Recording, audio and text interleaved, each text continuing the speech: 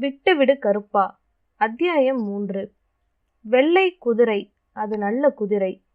என் ஜாமி கருப்போட உசுர் குதிரை.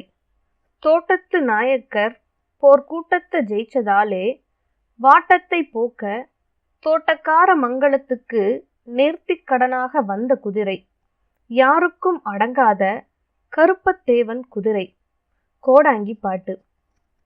முன்னிரண்டு கால் உயர்த்தி ஆக்ரோஷமாக கனைக்கும் அந்த குதிரையை பார்த்து விதிர்த்து போகும் கான்ஸ்டபிள் திரும்பி உள்வந்து டியூட்டியில் உள்ள தன் சகாவை அழைக்க அவர் முகத்திலும் பீதி.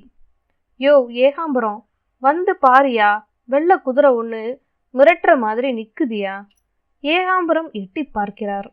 இப்போது அந்த குதிரை வாசற்புறம் வைத்திருக்கும் மண்சட்டி பூச்செடிகளையும் மணி பிளான்ட்டையும் தன் கால்களால் உதைத்து துவம்சம் செய்ய ஆரம்பித்திருந்தது. சப்தம் லாக்அப் கைதிகள் காதிலும் விழுந்தது. அவர்கள் விரித்த விழி மூடாமல் நிற்கின்றனர். சார், என்ன சார் வெளியே குதிரை சத்தம்? கைதி சங்கிலி என்பவன் கேட்கிறான். ஒரு வெள்ளை குதிரை ஒன்று வந்து சண்டித்தனம் பண்ணுதுப்பா. ஏகாம்பரம், ஷூட் பண்ணிடுவோமா? கான்ஸ்டபிளின் பேச்சை கேட்டு அந்த கைதி அலறுகிறான். கையை சொடுக்குகிறான். சார், அது கருப்போட குதிரை, எதுவும் பண்ணிடாதீங்க, உளுந்து கும்பிடுங்க, போயிடும். கருப்பு குதிரையா? அதுக்கு இங்க என்ன வேலை? என்ன சார், கருப்பசாமியையே இங்க கூட்டிட்டு வந்துட்டீங்க, குதிரை வராதா? நாங்க சாராயம் காய்ச்ச போகையில பல தடவை பார்த்துருக்கோம். என்னையா சொல்ற? அந்த அரிவாள் யாராம்?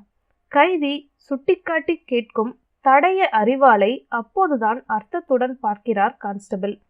அதற்குள் குதிரை போலீஸ் ஸ்டேஷனை சுற்றி உள்ள இடத்தில் ஓட ஆரம்பித்திருந்தது. சீரான ஓட்டம். ஸ்டேஷனையே ஒரு கோவிலாக கருதி சுற்றுவது போல் ஒரு பிரம்மை கூட கைதிகளுக்கு தட்டுகிறது. ஏகாம்பரம், என்னையா பண்ண? இன்ஸ்பெக்டர் பாபு ஐயாவுக்கு ஃபோன் பண்ணு. அடுத்த நொடி தொலைபேசியை சுழற்ற ஆரம்பித்தார் கான்ஸ்டபிள். மறுமுனையில் பாபுவையும் பிடித்தார். தூக்க கலக்கத்தில் இருப்பவரிடம், சார், ஒரு வெள்ளை குதிரை நம்ம ஸ்டேஷனையே சுற்றி வந்து அட்டகாசம் பண்ணுது சார். என்னையா சொல்ற? ஆமாம் சார், தோட்டக்கார மங்களத்து கருப்பு கோவில் அரிவாள் உள்ள இருக்குல்ல, அதனால தான் அது வந்திருக்குதாம். சாராயக்கே சங்கிலி சொல்றான். போனவை, நான் வரேன். குதிரை கலாட்டான்னு கிட்டு நம்புற மாதிரி இல்லையே. கான்ஸ்டபிள் ரிசீவரை முடக்கிவிட்டு வெளியே பார்த்தபோது அந்த குதிரை ஸ்டேஷனுக்குள்ளேயே நுழைய தயாராகி விட்டு இருந்தது. கைதி சங்கிலி அலறுகிறான். சார், கை கூப்பி கருப்புசாமிக்கு அரோகரான்னு சொல்லுங்க, இல்லாட்டா ரொம்ப மோசமாயிரும் நிலைமை. கான்ஸ்டபிள் அதை கேட்டு சுதாரிக்கும் முன் குதிரை கனைப்போடு உள்ளேயே நுழைந்து விட்டது. கருப்புசாமிக்கு அரோகரா, கருப்புசாமிக்கு அரோகரா. கான்ஸ்டபிளை சொல்ல சொன்ன கைதிகளே உள்ளிருந்த நிலையில் அலறினர். குதிரை ஒரு ஜனம் விடைத்து நின்றது. என் ஜாமி, உன்னை திரும்ப கொண்டு போய் சேர்த்துடுவோம் ஐயா, கவலைப்படாம போ, நீ கவலைப்படாம போ. கைதிகள் கை கூப்பி பேசுவதை கேட்டபடி சில நொடிகள் நின்ற அந்த குதிரை மெல்ல வெளியேற ஆரம்பித்தது. ஸ்டேஷனுக்கு வெளியே எதிர் சாரியில் டீ கடை. கடைக்கார சாரங்கன் நடப்பது எதுவும் தெரியாத நிலையில் அதிசயமாக ஆழ்ந்த உறக்கத்தில் அங்குமிங்குமாய் வீடுகள் இங்கும் நிசப்தம். ஸ்டேஷனில் மட்டும் பளிர் வெளிச்சம். வெளியே வந்த குதிரை தளிர் நடை போட்டு பாதையில் ஓடும்போது அதை காண ஒரு மனிதன் கூட இல்லை. யதார்த்தமாக இப்படி அமைந்ததா, இல்லை ஏதாவது தெய்வ செயலா? இப்போது குதிரை செல்லும் பாதையில் பைக்கில் இன்ஸ்பெக்டர் பாபுவின் வருகை. குதிரையை பார்த்து பைக்கை நிறுத்தி பாபுவும் முறைக்க அதுவும் நின்று ஒரு பார்வை பார்த்துவிட்டு திரும்ப ஓடுகிறது. பாபுவின் பார்வை ஸ்டேஷன் பக்கம் திரும்ப ஸ்டேஷனுக்கு வெளியே இரு போலீஸ்காரர்களும் அவரை எதிர்பார்த்து நிற்பதும் தெரிகிறது. பைக்குடன் ஸ்டேஷன் வாசலை எட்டுகிறார் பாபு. போர் நடந்த இடம் போல திவசம் பட்டு கிடக்கிறது அந்த இடம். நீங்க பார்த்தீங்களே, அந்த குதிரை தான், அதனால தான் இவ்வளவும். சுட்டு தள்ளுறதுக்கு என்ன? ஐயோ, கருப்புசாமி குதிரையா அது? அது வாஸ்தவம் தான் சார். உள்ள லாக்கப்ல இருக்க 2 பேரும் அரோகரா சொல்லி அந்த அருவாளை திருப்பிடுறோன்னு சொன்ன பிறகுதான் அது அடங்கிச்சு, திரும்ப போச்சு.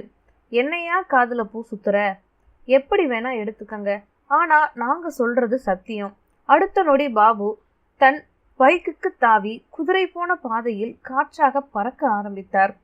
ஒரு பலனும் இல்லை. பாதையில் திறந்திருக்கும் டீக்கடைக்காரர்களை நெருங்கி குதிரை பற்றி கேட்டபோது, வெள்ளை குதிரையா? இந்த ரோட்லையா? என்ன சார், ஒரு பெக் கூட போட்டுட்டீங்களா? எறும்பு கூட போகலை, குதிரை போச்சான்னு கேக்குறீங்களே.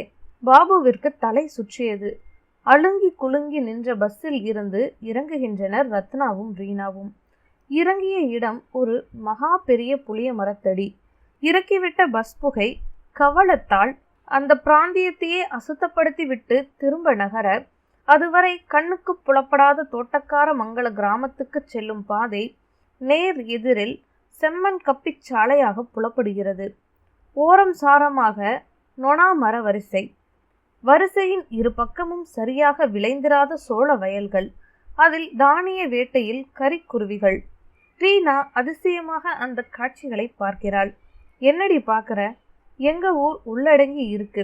மதுரைக்கு 54வது கிலோமீட்டர்ல உள்ள இந்த கிராமம் 2 காரணங்களுக்காக எல்லோருக்கும் தெரிஞ்ச ஒண்ணு.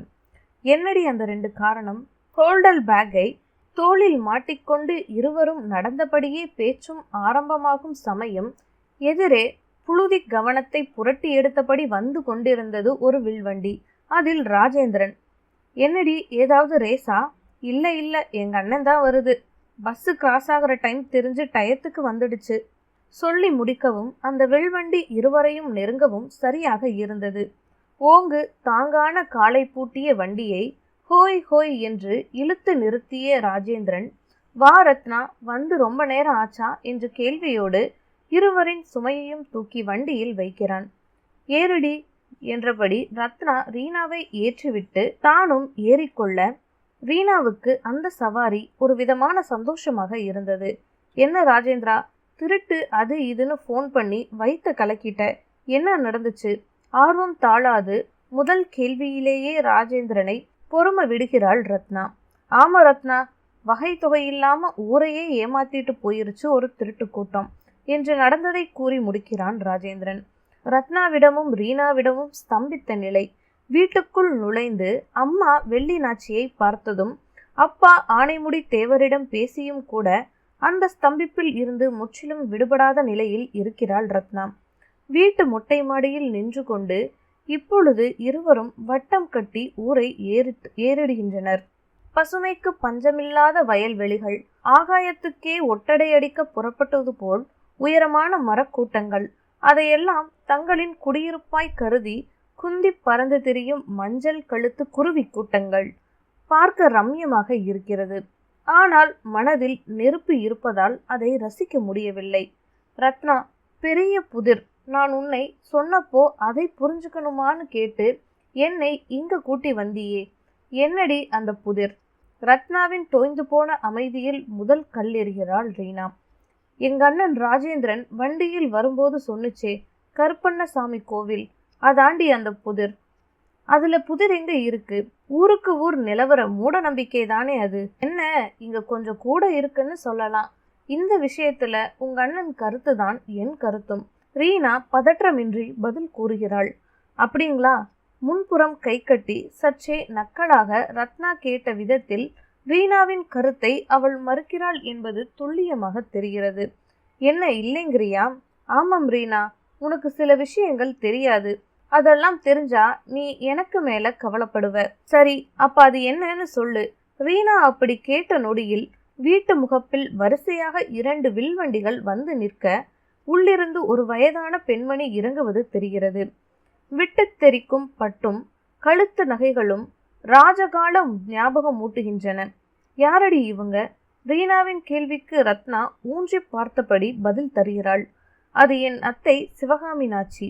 அத்தையை தொடர்ந்து அத்தை மகள்களும் அடுத்த வண்டியில் இருந்து ஒரு கை இல்லாத மனிதரும் இறங்குகின்றனர். டி, யார் இந்த கையில்லாத ஆத்மா? என் சித்தப்பா கட்டை தேவர். பிறக்கும் போதே ஊனப்பட்டவரா? இல்ல, பிறந்த மேனிய பார்க்க ஆசைப்பட்டு ஊனப்பட்டவர். என்னடி சொல்ற? ரீனா புரிந்தும் புரியாத அந்த பதிலால் ஆர்வப்பட்டு கேட்க, ரத்னாவிடம் மட்டும் விரக்தியை பூசிக்கொண்ட மந்தகாசமான புன்னகை. சிரிக்காம விஷயத்தை சொல்லுடி. சாரி ரீனா, என் குடும்ப வரலாறு ஒரு அசிங்க கதைடி. கம்பீரமா மார்ப நிமிர்த்தி பேச அதுல ஒண்ணுமே இல்லை. ஆனா ஒண்ணு மட்டும் நிச்சயம், கருப்பண்ணசாமியும் அதோட சக்தியும் மட்டும் நிச்சயமா சொல்றேன் நிஜம். ரத்னாவின் தீர்க்கம் ரீனாவுக்குள் சிலிர்ப்பை உண்டு பண்ணுகிறது. அந்த சிலிர்ப்புக்கு நடுவில் அமைதியில் புரளத் தொடங்குகின்றன. நெடுநேரம் வரை எதுவும் பேசாமல் இருந்துவிட்டு ரீனா அந்த அமைதியை நறுக்குகிறாள். சரி, நீ அந்த அரவிந்தை லவ் பண்றதுக்கும் இந்த கருப்பண்ணசாமிக்கும் என்னடி சம்பந்தம்? அதை நீ போகிறதுக்குள்ளே தெரிஞ்சுக்குவ. பூடகமான அந்த பதிலில் ரீனா சற்றே குழம்பும் போது ஊருக்குள் போலீஸ் ஜீப் நுழைவதும் அது தேவர் வீட்டை குறிவைத்து வருவதும் நன்கு தெரிந்தது. அப்பாவை பார்க்கத்தான் போலீஸ் வருது, வா போய் பார்ப்போம். மாடியில் இருந்து இறங்கி வேகமாய் உள் நுழைகின்றனர் இருவரும். ஜீப்பில் இருந்து இறங்குபவர் இன்ஸ்பெக்டர் பாபு. உள்ளே அவர் வரும் வேகத்தில் அனல் பறக்கிறது. வாங்க சார், உட்காருங்க. என்ன சார் விஷயம்? வந்திருக்கிற வேகத்தை பார்த்தா ஏதோ அவசரம்னு மட்டும் நல்லா தெரியுது. தேவர் நாற்காலியை காட்டியபடி தானும் அமர்கிறார். கைரேகை தடயத்தை வச்சு திருடன் யாருன்னு தெரிஞ்சு போச்சு. அந்த திருட்டு கூட்டம் ஆந்திர நக்சலைட்டுங்க. லட்சுமணன் பாரிங்கிற நபரோட தலைமையில இயங்குற கூட்டம் அது. தற்சமயம் திருட்டு நகை பணத்தோட வருஷ நாட்டு மலையில ஒளிஞ்சிருக்கிறதா தகவல். அவங்களுக்கு உங்க ஊர்ல ஒரு ஏஜென்ட் இருக்கான். அவன்தான் கருப்பு கோவில் பக்கம் அழைக்கிற ஐடியாவை கொடுத்தவன். அவனை பிடிச்சிட்டா இழந்த நகை பணம் அவ்வளவும் மீட்டிடும். இன்ஸ்பெக்டர் அப்படி சொன்னதில் தேவரோடு கூட எல்லோருமே விதிர்த்த ஒற்றை கையுடன் கட்டைய தேவரும் வந்து வணக்கம் சொல்லியபடி தன் பங்குக்கு ஆச்சரியத்தை காட்டுகிறார். என்ன சார் சொல்றீங்க? நம்பவே முடியலையே. தேவர் கசங்கி போகிறார். அப்புறமா ஒரு விஷயம், நேத்து ராத்திரி எங்க போலீஸ் ஸ்டேஷனை ஒரு வெள்ளை குதிரை வந்து பாடா படுத்திடுச்சு. அது கருப்போட குதிரையாம். நான் கூட பார்த்தேன்.